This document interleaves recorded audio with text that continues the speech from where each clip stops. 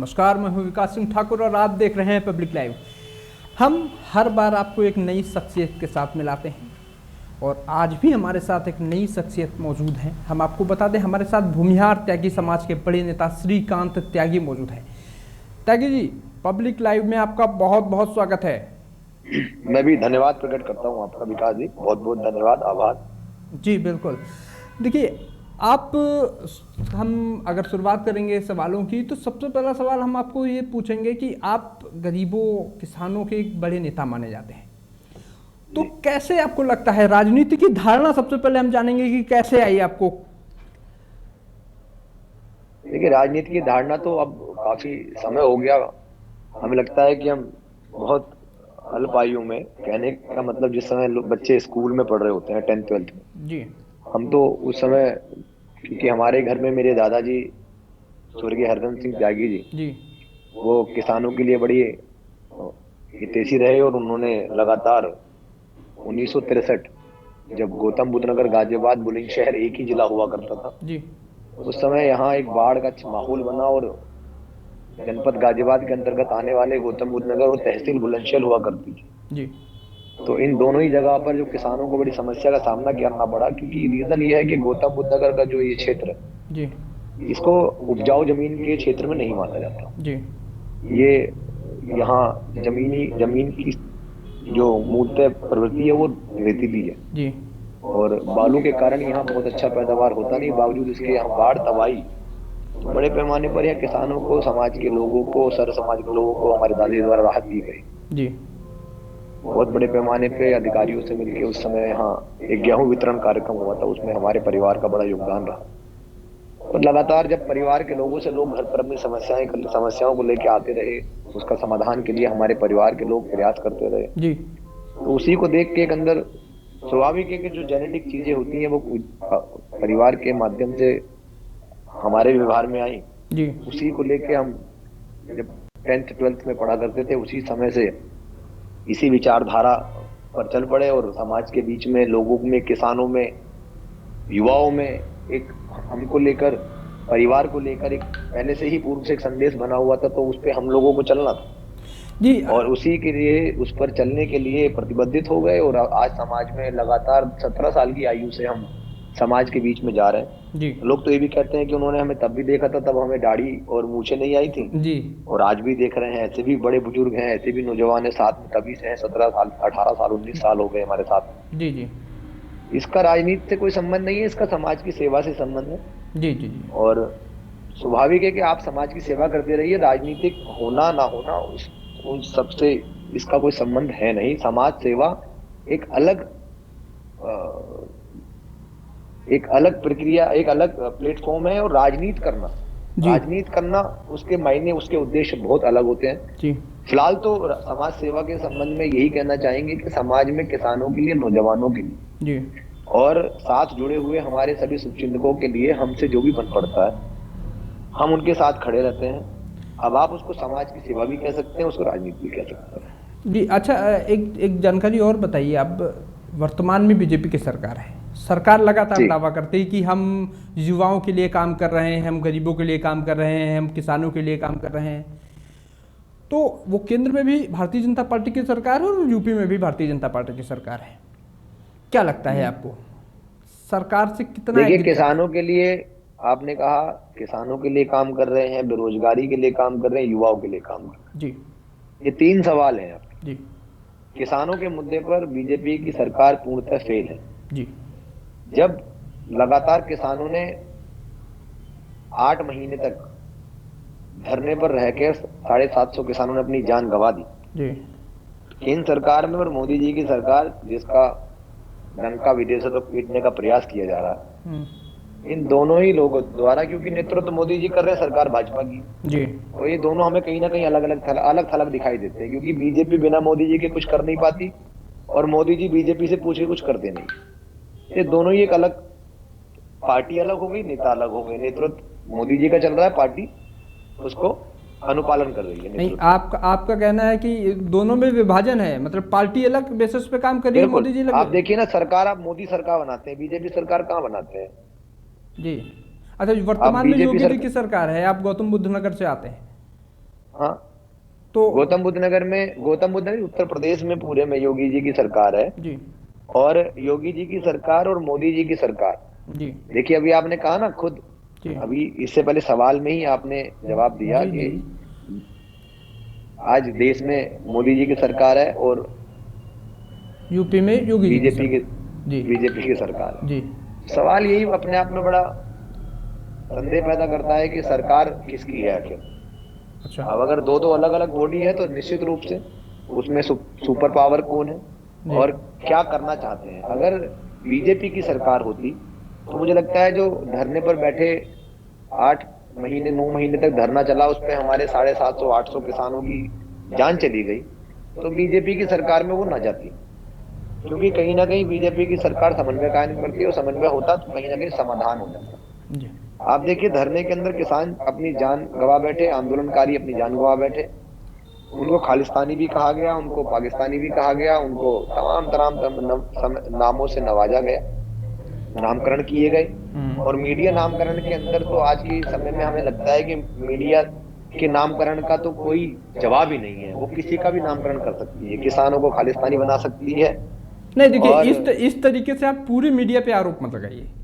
एक गोदी मीडिया, नहीं है गोदी मीडिया, देखिए आप पर्टिकुलर नाम लीजिए, आपके पूरी मीडिया पे इस तरीके के आरोप ठीक अब नहीं। देखिए हम आपके चैनल के माध्यम से बता दें, जी आपका भी सवाल वाजिब है कि पूरी मीडिया को नहीं कहना चाहिए, जी लेकिन एक गोदी मीडिया के नाम से तो कुछ लोग फेमस हैं दिल्ली के अंदर। जी अब हम किसानों की बात कर रहे हैं और किसानों को खालिस्तानी सुनना पड़ रहा है, और हम खुद किसान परिवार से हैं। जी अब जो खालिस्तानी लोग हैं उनको आप खालिस्तानी नहीं कह पा रहे हैं। देश के अंदर विभिन्न तरह की राजनीति हो रही है किसानों के मुद्दे पर। जो जो 3 काले कानून जिसको लोग नाम दे चुके हैं, हमने इसके बारे में पहले भी 2019 जब चुनाव हुआ था जी और प्रधानमंत्री जी बनारस से चुनाव जीते थे, जी ये कानून उस समय से इस उस चुनाव के बाद हमने एक पत्र लिखा भारत सरकार को जी और बड़ी उसके अंदर व्याख्या की कि ये जो आपने ठेकेदारी को, मतलब किसान की जमीन की बटाई को जो आपने वैध किया है, जी इसकी कोई जरूरत नहीं है, आवश्यकता नहीं है। क्योंकि जिस भी व्यवस्था के लिए कानून का निर्माण किया जाता है, संशोधन किया जाता है, उसी का दुरुपयोग होने की संभावना सबसे ज्यादा है। जी आप देखिए समय समय पर जब जब कानून में संशोधन किया गया तो उसका दुरुपयोग भी हुआ। अभी तक आप भी किसान परिवार से ही आते होंगे, मूलतः इस भारत में पैदा हर व्यक्ति किसान परिवार से है, जो मूलतः भारतीय है। जी बचपन से हमने देखा है कि हम अपने खेतों पर जहाँ काम नहीं कर पाते, वहां हम अपने किसी सहयोगी को, किसी साथी को कह देते हैं कि हमारे खेत को आप ठेकेदारी पर या पट्टे पर ले लीजिए और अपना इसमें गेहूं, जो भी इसमें आपको फसल उगानी है वो उगा लीजिए, और उसका एक हिस्सा, एक चौथाई हिस्सा अपने पास रखिए, बाकी हमें दे दीजिए। यही आपने देखा होगा कल्चर रहा है संस्कृति। जी जी समाज को फलने फूलने का मौका दिया जाता है। जी हर व्यक्ति के पास बहुत जमीनें नहीं थी, तो कहीं ना कहीं जो कमजोर वर्ग के लोग थे उनको भी खेती करनी थी, उनको भी खाना पीना था, जीवन व्यापन करना था। तो ये चला आ रही है परंपरा। ये तो मतलब जब से किसानी इस धरती पे आई है तभी से है। अच्छा इसके लिए नियम बना देना कोई आवश्यकता नहीं थी। आपके प्राइवेट मंडियों की स्थापना कर देना, इसका मतलब ये आप स्वीकारते हैं कि सरकारी मंडियां नहीं, खैर अब सरकारें तो अब ये भी माननी है ना कि किसानों ने विरोध किया, किसानों की बातों को हमने सुना और बिल को वापस कर लिया। दिल्ली तक किसानों की आवाज पहुंचने में काफी समय लग गया। जी बहरहाल उस पर हम कुछ नहीं कहेंगे, वो कानून वापस हो गया। अब बेरोजगारी पे बात करते हैं। जी बेरोजगारी पे देखिए, ये जो चर्चाएं हैं बेरोजगारी पर, आप कितनी भी चर्चा हमसे कर लीजिए, हम कितना भी आपसे बोल, जब देश की मानसिकता इतनी विक्षिप्त बना दी गई हो प्रचार के माध्यम से, संपूर्ण देश की मानसिकता इस तरीके से लोगों को जो फेसबुक और व्हाट्सएप के माध्यम से जो जीविका को रोजगार मानने पे आमादा है, तो अब इस पे हम रोजगार के बारे में आपके चैनल से क्या ही बता देंगे। समस्या समझने की है, जानने की है, वो बिना जाने किसी को मान लेना, मैं समझता हूं वो विचित्रता का, वो एक कहने के लिए वग्न बुद्धि का परिचय है। जी और ऐसी परिचय को देने वाले व्यक्तियों को उनको समझाना असंभव है, क्योंकि इस सृष्टि पे 3 तरह के बुद्धिजीवी हैं, अल्प ज्ञानी, ज्ञानी जी और एक होता है बुद्धिहीन, जिसको समझाना संभव है। लेकिन अल्प ज्ञानी को समझाना असंभव है।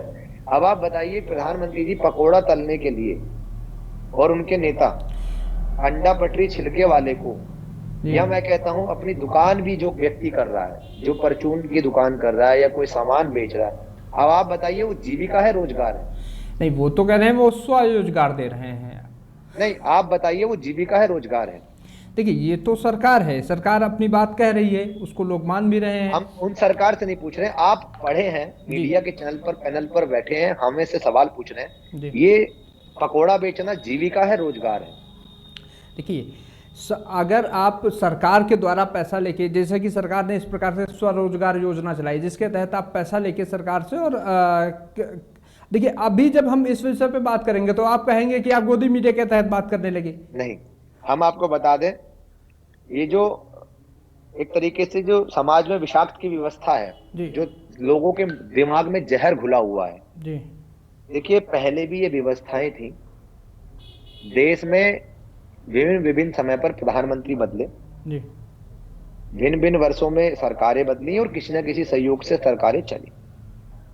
इन सरकारों का, देश की सरकारों का या कोई भी गवर्नमेंट बॉडी सिर्फ और सिर्फ अगर आज देश में काम कर रही है, तो हमें ये लगता है कि उसका नैतिक जिम्मेदारी है कि वो उन व्यवस्थाओं को लागू करे जिससे देश में बेरोजगारी या गरीब व्यक्ति के जीवन व्यापन की व्यवस्था बन सके। तो ये तो हम नहीं मान सकते कि आज ही लोगों ने पकोड़ा तलना चालू किया है। ये भी नहीं कह सकते कि आज ही अंडा पटरी पे गाड़ी लगाने का कार्य किया है। ये भी आप नहीं मान सकते कि कोई पहले इस तरह की रेहड़ी पटरी पर लोग छोटे छोटे व्यापार, मतलब काम नहीं करते थे या उनकी जीविका नहीं चलती थी। जी आप भी, हम लोगों भी बचपन, छोटेपन से बड़े अवस्था में आए हैं, हमने भी जीवन को बहुत करीब से देखा है। ऐसा कुछ नहीं हुआ है जो पहले ना हुआ हो और आज ना हो रहा हो। तो इसके ऊपर पुरानी सरकारों ने जब अब तक कोई वक्तव्य नहीं दिया, पुरानी सरकारों ने कोई इस तरह की बातें नहीं की, जिम्मेदारी की जवाबदेही बनती है तो उसको आप गैर जिम्मेदाराना तरीके से लोगों के बीच में फैलाने का काम करते हैं, प्रचार प्रसार करने का काम करते हैं। ये आपको भी पता है, ये इस आपके चैनल के देखने वाले तमाम दर्शकों को और चैनल को सुनने वाले श्रोताओं को भी पता है कि कहीं ना कहीं किसी न किसी समय पर ये सब व्यवस्थाएं बनी हुई थी पूर्व में। परंतु फिर भी बावजूद इसके आप रोजगार का मतलब सरकारी नौकरियों की बात नहीं करेंगे, रेलवे भर्ती की बात नहीं करेंगे, आप बिजली विभाग में भर्ती की बात नहीं करेंगे, आप सेंट्रल के अंदर नौकरियों की बात नहीं करेंगे।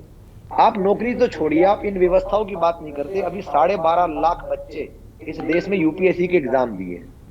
यूपीएससी के एग्जाम के बाद में एक सी सेट का पेपर हुआ करता है, जो आपको पता हो। जी सी सेट के पेपर के अंदर आउट ऑफ सिलेबस 80 में से 45 क्वेश्चन आउट ऑफ सिलेबस आपने दे दिए। आप ये बता दीजिए, जो बच्चा किताब में पढ़ के जाएगा उसकी तैयारी करेगा, या आउट ऑफ सिलेबस आपके मन में सवाल कोई आया उसका जवाब देने के लिए वहां बैठा हूं? आप इस पे कोई निर्णय नहीं कर पा रहे। मैं तो धन्यवाद देता हूं, 2013 में राहुल गांधी सांसद थे, उन्होंने जब इस तरह का वाक्य सुना और उन्होंने देखा कि ब्यूरोक्रेसी में इस तरह की बातें हो रही हैं कि सी सेट के अंदर आउट ऑफ सिलेबस क्वेश्चन आ रहे हैं, उन्होंने तत्काल प्रभाव से रोक लगाया उसको। जी और जो बच्चे सी सेट के अंदर एग्जाम को क्लियर नहीं कर पाए थे, सी सेट पेपर के माध्यम से पीछे रहने का काम होगा, क्योंकि उन्होंने एग्जाम तो क्लियर कर लिया लेकिन सी सेट के इंटरव्यू में वो लोग पीछे छूट गए, तो उनको दोबारा मौका मिला। आप देखिए ना कि आज कोरोना काल के अंदर जितने भी बेरोजगार बच्चे थे, जो उस काल में फंसकर किसी न किसी तरह से जो इंटरव्यू देना था उनको, वो नहीं दे पाए, अब तक उनकी आयु में छूट नहीं की गई। तो रोजगार की बात इनके बीजेपी के या मोदी सरकार के हमारे उनके मुंह से अच्छी नहीं लगती है। बेरोजगारी पर, तो बेरोजगारी को कम करने पर और रोजगार को बढ़ाने पर सरकार फेल है। अब उसकी कशीदे कसने के लिए विभिन्न तरह के डिबेट कराकर और बात को पाकिस्तान ले जाने की जगह पर कोई रास्ता उनके पास बचा नहीं, इसलिए हम ज्यादा उस पर चर्चा नहीं करेंगे। जनता ने जिस तरीके से आज माहौल है, इन सब के लिए जवाब तैयार किए हुए हैं, और हमें लगता है कि जिस तरह का आदमी की कार्यशैली होती है, कहीं ना कहीं अगर स्वाभाविक है कि दौड़ में आप लोग तेज नहीं दौड़ेंगे तो हारना निश्चित है। तो अगर कार्यशैली ठीक नहीं होगी तो सरकार को गद्दी से हटना पड़ेगा, नई सरकार को आना पड़ेगा। आप जैसा कि जानकारी में है, आप एक खुद राष्ट्रवादी लोकतांत्रिक मंच करके एक पार्टी का गठन कर रहे हैं। क्या चीज़ें रहने वाली हैं उसमें और क्या करेंगे उसका, क्या मेन सबसे मोटो पहले क्या हम रहेगा? आपको बता दें, देखिए आज पश्चिमी उत्तर प्रदेश की स्थिति इतनी इस कदर खराब की हुई है और लोगों ने उसको परिवर्तन के लिए तैयारी कर ली है। इसका प्रमाण हम आपको वन बाय वन गिना देते हैं।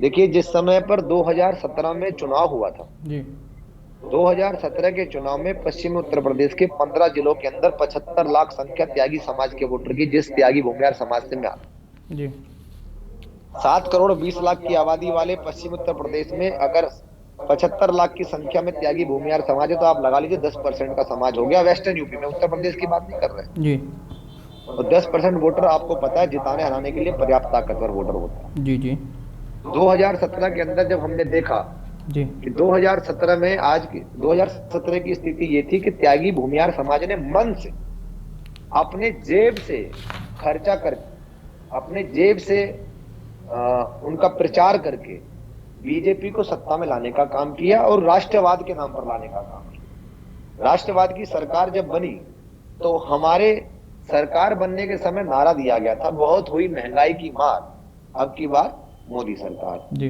बहुत हुई तुष्टीकरण की मार, अब की बार मोदी सरकार। और बहुत हुई भ्रष्टाचार, अब की बार मोदी सरकार। ऐसे तमाम नारे दिए गए थे। हम लोगों को लगा शायद जो पुराने सरकार की व्यवस्थाएं हैं उनको बदलने में ये सरकार कारगर साबित होगी। 2017 में चुनाव आता है, एक थाना भवन विधानसभा है, वहां सुरेश राणा नाम के एक व्यक्ति हैं जो मंत्री रहे हैं, गन्ना मंत्री, राज्य मंत्री, और अब विधानसभा से भी उनका हार हो गई है, थाना भवन हार गए। एक विधायक रहे संगीत सोम जी जो सरदना विधानसभा से विधानसभा इस बार हारे 2022।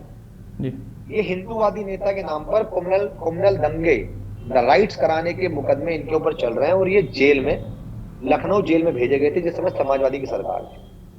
उसके बाद लगातार हिंदुत्व के नाम पर भाषणबाजी, हिंदुत्व के नाम पर वाद विवाद पश्चिम में देखने को मिला 17 से लेकर 22 तक। आप देखिए ना, ये दोनों ही हिंदूवादी नेताओं को वहां की जनता ने चुनाव हरा दिया। तो ये तो स्पष्ट हो गया कि लोग अब हिंदू मुस्लिम के दंगे पर नहीं, जवाब मांग रहे हैं रोजगार बेरोजगारी पर और महंगाई पर। ये तो स्पष्ट हो गया चुनाव में। अन्यथा अगर हिंदू मुस्लिम का कोई चुनाव होता तो दोनों लोग जीत जाते ही, क्यों हार गए? सवाल अब ये आता है कि जनता ने खुद ही तय कर लिया है और जो जनता ने तय किया हम उसके साथ चलने का काम करें। नहीं तो आपके क्या मुद्दे रहने वाले हैं? आपके क्या मुद्दे ये बता रहे चुनाव के अंदर आज के समय सबसे पहले अगर हम बात करें, हमारी पार्टी का गठन करने का जो मुख्य उद्देश्य है, हमारे समाज के साथ हो रही अनदेखी, त्यागी भूमिहार समाज का पैरवी करने के लिए जब हम लोग बीजेपी को वोट देते रहे तो हमारी वोट को बीजेपी ने लिया। और जब हमने सब बताइए, अभी आवाज आपकी हमें प्राप्त हो रही है, जो आप बता रहे थे कि आप सुन पा रहे हैं? अपनी पार्टी का विजन आप समझा रहे थे। हमारी पार्टी का सबसे जरूरी रीजन हमारा ये रहा है कि हमें जिस तरीके से हम लोग, हमारे साथ में राजनीतिक अनदेखी, राजनीतिक भागीदारी को लेकर अनदेखी लगातार की गई है जी। और स्वाभाविक है कि जहां जहां पर हम लोगों की सीटों पर हमारे जनप्रतिनिधि हुआ करते थे जी, भारतीय जनता पार्टी की सरकार ने हम लोगों को अपना कोर वोटर घोषित करके उन सभी जनप्रतिनिधियों को हमारी सभी विधानसभाओं लोकसभाओं से गायब करने का काम किया। वो लोग अब दिखाई नहीं पड़ते कहीं। अब देखिए, जिस समय सहारनपुर लोकसभा हुआ करती थी उसमें बिजनौर का एक हिस्सा आता था, वहां से हमेशा लंबे समय से बीजेपी के जन्म से पहले वहां स्वर्गीय महावीर त्यागी जी वहां मिनिस्टर रहे हैं, भारत में रक्षा मंत्री रहे हैं और मेरठ लोकसभा से हमारे माया प्रकाश त्यागी जी रहे हैं, रघुवीर लाल त्यागी जी रहे हैं, मुरादनगर से हमारे राजपाल त्यागी जी रहे हैं, मोदी नगर से हमारे राजपाल सिंह त्यागी जी रहे हैं जी। और तमाम विधानसभाएं, जैसे कि एक गाजियाबाद शहर विधानसभा है जी, तो वहां से हमारे एक त्यागी जी भाजपा में ही थे जी। मतलब आप ये कह रहे हैं कि अभी तक जो भी पार्टियां रही हैं उन्होंने त्यागी समाज को सिर्फ और सिर्फ इस्तेमाल किया है, मान सम्मान देने के नाम पर हम लोगों को वो अनदेखा कर देते हैं जी। और नहीं तो आप जो भी पार्टी बना रहे हैं राष्ट्रवादी लोकतांत्रिक मंच करके, तो क्या है, केवल आप त्यागी समाज के लिए होगा या सभी के लिए होगा, ये समझाइए लोगों नहीं, को। हम अपनी पूरी बात रखना चाहते हैं। जी। तो त्यागी जी, जब एक्चुअल हमने एक चीज चाहते हैं कि समय थोड़ा सा कम है, इसलिए हम हमने चाहते हैं हमने कि हमने अपनी पार्टी का गठन सिर्फ और सिर्फ इसलिए नहीं किया कि त्यागी समाज को हक दिलाना चाहते हैं। जी। हमने अपनी पार्टी का गठन इसलिए किया क्योंकि नौजवानों के बीच में हम लगातार काम कर रहे हैं, तो हमारे साथ सब समाज के लोग जुड़े हुए हैं। और हमारा कहना है कि हमारे जो लोग हैं, अगर उनको भागीदारी दिलाने के लिए किसी झंडे का, किसी दल का निर्माण किया जाना चाहिए, तो उसका निर्माण किया जा रहा है। उसका कारण है कि हम अपने अधिकार की बात अगर करें तो किस बल पर करें। सवाल ये आता है कि क्या उत्तर प्रदेश के अंदर त्यागी भूमियार की संख्या इतनी कम है कि आज हमारा उत्तर प्रदेश में कोई मिनिस्टर नहीं है? आज इतनी कम संख्या है कि हमारा वेस्टर्न यूपी के अंदर 15 जिलों के अंदर इतना बड़ा वोट बैंक होने के नाते हमारा एक विधायक को मिनिस्टर नहीं बनाया गया? क्या हमारा वोट बैंक इतना कमजोर? हैसियत नहीं है। हमारे समाज की वोट लेकर, त्यागी समाज की वोट लेकर बीजेपी सत्ता में तो आना चाहती है, लेकिन उसको सम्मान देने के नाम पर ये लोग पैर पीछे खींच लेते हैं, हाथ हमारे पैर खींच लेते हैं नीचे हमारे समाज के लोगों को। तो सवाल ये आता है, आप सुन पा रहे हैं? जी जी बिल्कुल सुन रहा हूँ, बिल्कुल सुन रहा हूँ। सवाल ये आता है जी बिल्कुल कि वोट हमारी और राज ये लोग। जी ये इस तरह की राजनीति हम ना बर्दाश्त करेंगे और ना आगे इस राजनीति का हिस्सा बनेंगे। जी। ये दल बनाया गया है समाज को सम्मान दिलाने के लिए और सब समाज का सम्मान करने के लिए, बेरोजगार की लड़ाई लड़ने के लिए, किसानों के हक की बात करने के लिए। ये समाज बनाया गया अनुसूचित जाति, जनजाति, दलित समाज के लोगों के संरक्षण के लिए। आप देखिए उठाकर, त्यागी समाज वो समाज है, त्यागी भूमियार समाज वो समाज है। हमारे गांवों के अंदर आप जाके देखिए, वहां सैनी, कश्यप, वहां पर शेड्यूल कास्ट के हमारे लोग, हमारे गरीब लोग, आज तक भी किसी भी त्यागी भूमियार बाहुल्य गांव के अंदर इनके ऊपर अत्याचार नहीं हुआ होगा। उल्टा हमारे समाज के लोग बुरे समय में उनके लिए ढाल बन के खड़े होने का काम करते हैं। आप देखिए जाके इतिहास, ये समाज शिक्षित समाज है, ये समृद्ध समाज है, लेकिन शिक्षा और समृद्धि के कारण, अपनी बड़ी आबादी के कारण, अपनी ताकत को बढ़ाने में अगर ये अक्षम है, तो इसका कारण ये समाज नहीं है। इसका कारण जिस समाज ने जब बीजेपी पे भरोसा किया, इस भरोसे का कारण ये समाज पिछड़ा हुआ महसूस कर रहा है अपने आप को। आप देखिए, एक बयान देते हैं स्वतंत्र देव सिंह मेरठ में। जी, इसी मामले के ऊपर मैं आ रहा था कि अभी कुछ ही दिन पहले मुजफ्फरनगर में एक कार्यक्रम हुआ था जिसमें भाजपा के जल शक्ति मंत्री हैं स्वतंत्र देव सिंह, जिसमें एक बयान जो है वो काफी वायरल हुआ था और उसको लेके आपने एक प्रतिक्रिया करी थी। स्वतंत्र देव सिंह ना तो त्यागी समाज के इतिहास को जानते हैं जी, और शायद ना उनको पता है त्यागी कौन होते हैं। जी, वही मैं पूछ रहा था कि उस पर आपने भी एक प्रतिक्रिया दी थी, वो लोगों ने भी सुनी, लेकिन आज हम चाहते हैं जब आप लाखों लोगों के सामने हैं तो आप उसको बताइए क्या आपने कहा था। और उन्होंने कहा जी, मुजफ्फरनगर में मुख्यमंत्री जी का कार्यक्रम था जी, और मुख्यमंत्री जी के मंच स्वतंत्र देव सिंह कह रहे थे कि 2017 से पहले कश्यप की बेटी को कैसे उठाकर, सैनी की बेटी को कैसे उठाकर और त्यागी की बेटी को कैसे उठाकर बलात्कार किया जाता था। और जब वो लोग न्याय मांगने थाने में जाते थे, थाने में न्याय नहीं मिलता था हम लोगों को। स्वतंत्र देव सिंह से मेरा सवाल है आपके चैनल के माध्यम से कि 2017 से पहले और 17 के बाद अगर किसी के साथ ऐसी घटना घटी है या किसी भी समाज में इस तरह की घटना हुई है, तो आप सबसे पहले ये मुझे जवाब देने का काम करें, उसकी जानकारी अगर आपके पास सार्वजनिक करें उसको, वो कौन घटना है जिसमें न्याय ना मिला हो हमें जी। दूसरी बात, त्यागी की बेटी को उठाने का तो हिम्मत छोड़ दीजिए आप जी। श्रीकांत त्यागी का बेटा है। आपने आज से साल भर पहले इस त्यागी के बेटे को हाथ लगाने की कोशिश की थी, नाजायज रूप से गैर कानूनी तरीके से, झूठे तरीके से हमें झूठे मुकदमे फैलाने की कोशिश की थी। पूरी भारतीय जनता पार्टी जब तक 72 दिन हम जेल में रहे थे, पश्चिम उत्तर प्रदेश दौरा करना भूल गए थे इनके नेता। मुख्यमंत्री योगी आदित्यनाथ जी को मेरठ लाया गया था, उस दौरान हमारी पत्नी धरने बैठी हुई थी। धरने कमिश्नरी पर पुलिस ने कम से कम 1500 से ज्यादा पुलिसकर्मी, डिस्ट्रिक्ट कलेक्टर और इवन हापुड़ तक के जिला अधिकारी और एसएसपी को लगाकर मुख्यमंत्री के सामने विरोध न प्रकट कर पाए। संख्या बल इतना ज्यादा था तो बारिश में उनको बुलाया गया मुख्यमंत्री जी को कि बारिश में भीड़ कम इकट्ठा होगी, लोग कम आएंगे, लेकिन बावजूद इसके चोर रास्ते से मुख्यमंत्री को मेरठ से निकालना पड़ा। ये त्यागी के बेटे को हाथ लगाने की ताकत थी उसके विरोध में। आप त्यागी की बेटी को हाथ लगाने की बात कर रहे हैं, स्वतंत्र देव सिंह जी से मेरा आपके चैनल के माध्यम से ये कहना है, इस पे सौजन्य रूप से माफी मांगे जी। और खेद प्रकट करें जिस तरह से उन्होंने अपनी सभ्यता का परिचय दिया है। मुझे लगता है कि भाजपा को भी इनको पार्टी से निष्कासित कर देना चाहिए। त्यागी की बेटी को कैसे उठाकर, जरा बता स्वतंत्र देव सिंह त्यागी की बेटी को कैसे उठाया गया और इनके पास कौन पहुंचा मदद मांगने के लिए। त्यागी समाज, भूमियार समाज इतना सक्षम समाज है कि वो न्याय अगर शासन सत्ता से नहीं मिलेगा जी। तो न्याय लेने के लिए हम लोगों में ही मुखिया रणवीर सेना मुखिया जी का जन्म हुआ था, बिहार रणवीर सेना के संस्थापक, उन्होंने भी न्याय मांगने का काम किया था अपनी संस्था के माध्यम से। तो त्यागी समाज, भूमियार समाज इतना कमजोर समाज नहीं है। हाँ, हम लोगों को राजनीति में जरूर पिछाड़ा गया और ये सच्चाई है। जिस समाज की शासन सत्ता में भागीदारी नहीं होती है वो समाज जीवन के हर अधिकार में पिछड़ जाता है। अच्छा, क्योंकि आज अधिकार संविधान से मिलता है और संविधान की, हमारे देश के संविधान की अंतर्गत अगर किसी चीज की या किसी पद की या किसी पद का कोई ताकत है तो वो चुनकर आने वाले जनप्रतिनिधियों की ताकत है। न्याय दिलाने में उनका अहम रोल है। सत्ता और शासन के लोगों में भागीदारी पर हम लोगों को अधिकार मिलने की ज्यादा संभावनाएं होती हैं।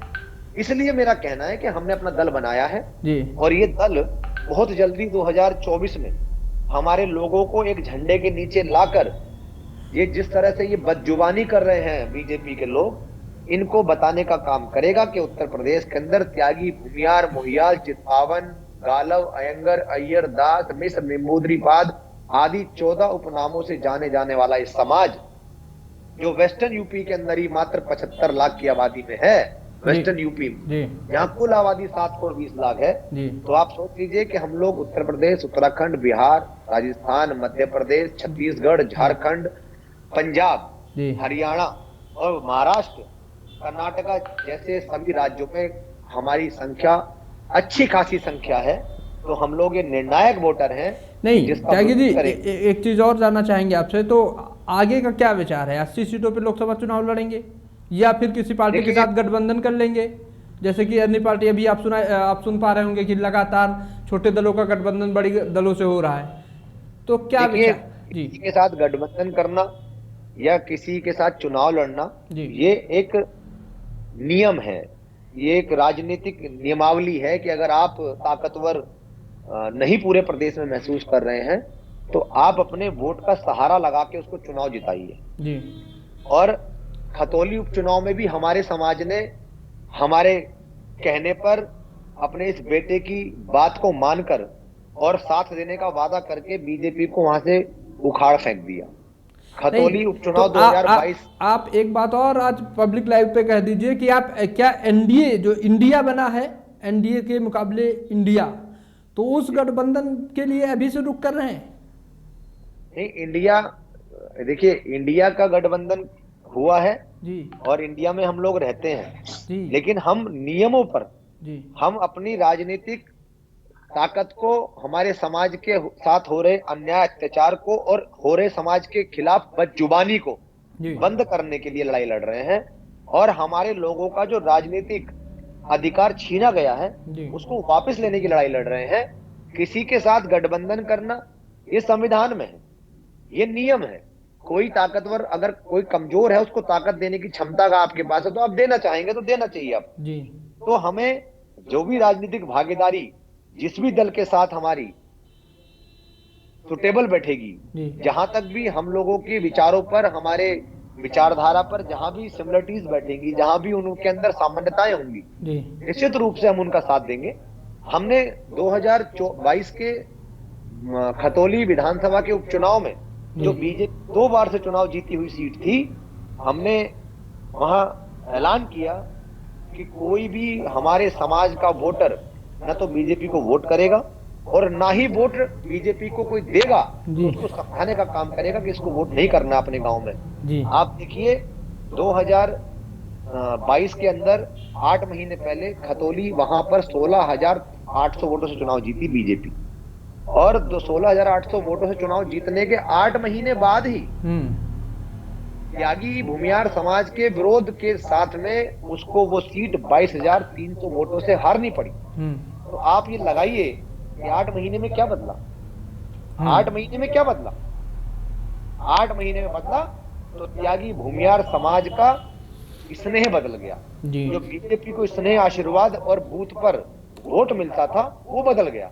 जी सैनी समाज का व्यक्ति वहां चुनाव लड़ रहे थे और त्यागी समाज ने पहले भी उन्हीं को वोट किया था, चुनाव जिता के भेजा। तो इस बार क्या बदला? स्नेह बदला। जो मोह भंग हुआ उससे हमारा समाज ने अपनी गलती को सुधारा, हमारे नेतृत्व को स्वीकार किया और हमें आशीर्वाद दिया अपना बेटा, अपना नेता मानकर, और कहा लोगों से कि हम श्रीकांत त्यागी जी के नेतृत्व में बीजेपी को हराने का काम कर रहे हैं, और हराया।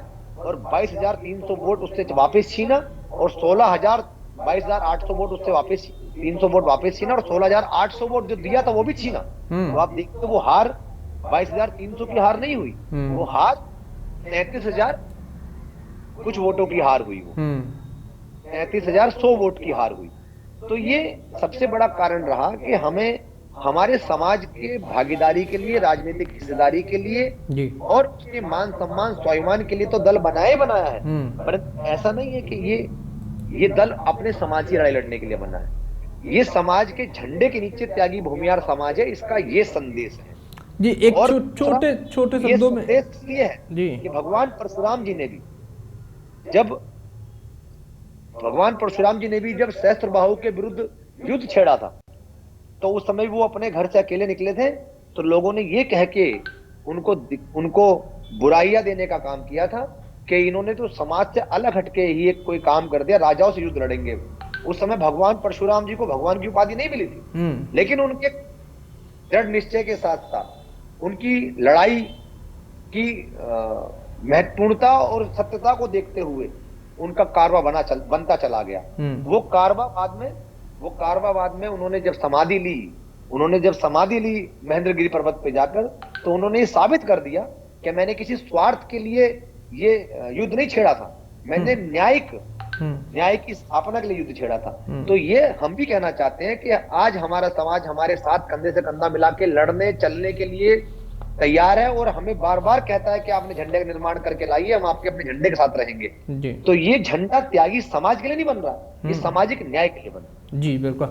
अच्छा, एक और सवाल है हमारा कि समान नागरिकता कानून यूसीसी, क्या कहेंगे इस पर? और काफी सामाजिक न्याय त्यागी समाज के इकट्ठा होने पर जी ही संभव है, क्योंकि अब तक ये समाज चुप बैठा हुआ था तो बीजेपी मनमानी कर रही थी, और जो बीजेपी चुनाव हारी, जो बीजेपी खतौली में चुनाव का हार का सामना करना पड़ा, तो उसको भी समझ में आ रहा है कि सामाजिक न्याय चलाने में सक्षम है।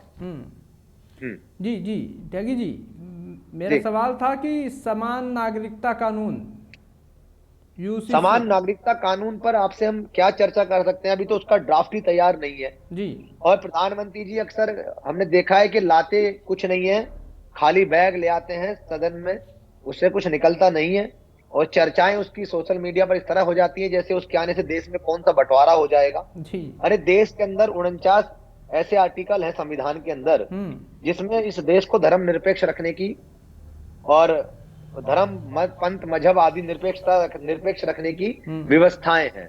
तो यूसीसी लाने से हमें समझ नहीं आता कि यूसीसी लाने से अगर मानव जाति हमने जन्म लिया है और हम मानते हैं कि मानव है, और यूसीसी का अगर मैं आपको उल्लेखित करूं तो यूसीसी का मतलब हुआ सामान्य नागरिक संहिता जी कानून जी। तो सामान्य नागरिक मतलब अब इस देश के अंदर बौद्धिज्म भी है, इस देश के अंदर हिंदुत्व भी है, मुस्लिम भी है, क्रिश्चियनिटी भी है और इसमें सिखिज्म भी है। तो इसमें से धर्म में से सामान्य धर्म किसको मानते हैं आप? नहीं, इसमें साफ तौर पे कहना है, जैसे कि अभी फिलहाल तो ड्राफ्ट तैयार नहीं है, अभी सत्र चल रहा है, नहीं आया है, लेकिन जो चर्चाएं हैं उसके अनुसार अगर बात की जाए तो साफ कहा गया कि समान नागरिकता, अगर आप नागरिक हैं भारतीय, अगर आप नागरिक हैं देश के, तो आपके लिए समान कानून होने चाहिए। नहीं, सामान्य किसके सामान्य होने चाहिए? हर धर्म के अनुसार तो उनकी परंपराएं और उनकी व्यवस्थाएं तो अलग अलग है संविधान में जी। तो हम लोग सामान्य नागरिक, अगर हमें कानून की अगर इस देश में जरूरत है जी। तो हमें किसके समान माना जाएगा? क्या इकोनॉमिकल समान हो जाएंगे हम इस देश के अंदर? आर्थिक रूप से सबके एक सामान्य लाभान्वित करने का काम सरकार करेगी? जो हमारे देश में गरीब वर्ग है, जो हमारे देश में गरीबी रेखा से नीचे है, क्या उसको मिडिल क्लास तक सामान्य किया जाएगा? या फिर जो अपर मिडिल क्लास है उसको हायर क्लास से सामान्य किया जाएगा? सामान्य किसके सामान्य किया जाएगा, हम यही जानना चाह रहे हैं। बिल्कुल ताकि या फिर आप या फिर आप सिर्फ कपड़ा बदलना चाहते हैं इंसान, जी जी जी। अच्छा या आप वेशभूषा बदलना चाहते हैं। त्यागी जी, एक और हम आपसे क्वेश्चन लेंगे कि अभी एक बॉलीवुड में थोड़ा सा हटके आएंगे हम, एक बॉलीवुड में एक ट्रेंड चल रहा है कि हिंदू देवी देवताओं का अपमान करो, मजाक बनाओ और फिल्म को हिट कराओ, इस पर क्या कहेंगे आप? देखिए, ऐसा है कि इस देश के अंदर सबसे बड़ी विडंबना है, दुर्भाग्य है कि जो भगवान को मानते नहीं है वो भगवान की चर्चाएं बहुत करते हैं। जी जिनका मंदिर से कोई संबंध नहीं है वो मंदिर की चर्चाएं बहुत करते हैं। जी ऐसे ही हर समाज में है जिनका मस्जिद से कोई संबंध नहीं है वो मस्जिद के बहुत बड़े पैरोकार बन के निकल के दिखाई देते हैं। जी। नरेंद्र मोदी जी ने कहा तो था कर्नाटका में बजरंग बली की जय, उन्हीं बजरंग बली ने उनको वहां से खदेड़ के दिल्ली भेज दिया। समस्या ये है कि हम आपके चैनल के माध्यम से आपके दर्शकों को बताना चाहते हैं, जिस अपमान को करके वो ख्याति लेना चाह रहे हैं, ये सब अपने आप को आर्थिक रूप से मजबूत करने की एक कला है। इनका भगवान से, मंदिर से, किसी धर्म पंथ से, किसी समुदाय से कोई संबंध नहीं है। ये वही मनोज मुत्तसिर हैं जिन्होंने एक आदि पुरुष के नाम से एक पिक्चर शायद आई है। जी जी। उसमें वो अभी अजीब अजीब तरह की भाषा शैलियों का इस्तेमाल कर रहे हैं, भगवान के रूप में उनको आप दिखा रहे हैं, और रामायण के जिस तरह के उसके अंदर तर्क दिखाए गए हैं, हमें लगता है कि उसको कहने की उचित नहीं, दुनिया पूरी भारत के लोग उसको जानते हैं। ये वही मनोज मुत्तसिर हैं जो कल तक हिंदू मुस्लिम एकता की बातें करा करते थे न्यूज चैनल के मंच के माध्यम से। आज इनमें हिंदू जागरूक हो गया है। ऐसे और भी बहुत सारे डायरेक्टर्स हैं, ऐसे बहुत सारे डायरेक्टर्स, बहुत सारे एक्टर्स भी हैं।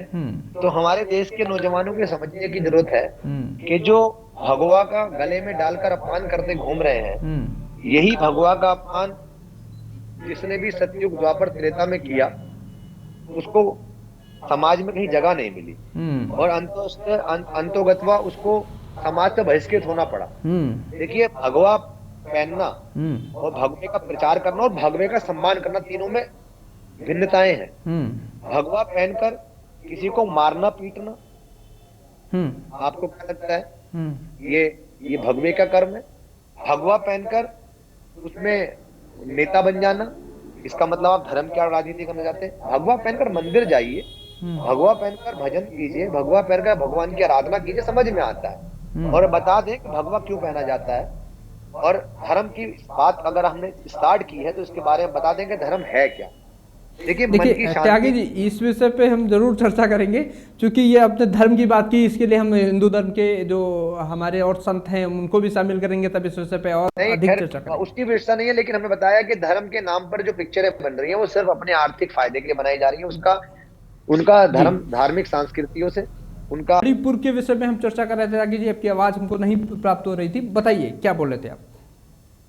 मणिपुर पे आप हमें ज्यादा कुछ नहीं कहना। मणिपुर पर जो लोगों को बोलना है वो आज के समय में मणिपुर पर ना बोलकर वो अन्य राज्यों पर अपनी जवाबदेही तय कर रहे हैं, दूसरी सरकारों पर। जी देखिए, आप कल्पना कीजिए कि मणिपुर के मुद्दे को दबाने के लिए राजस्थान में एक मंत्री को किस तरीके से प्रोजेक्ट किया गया है जी।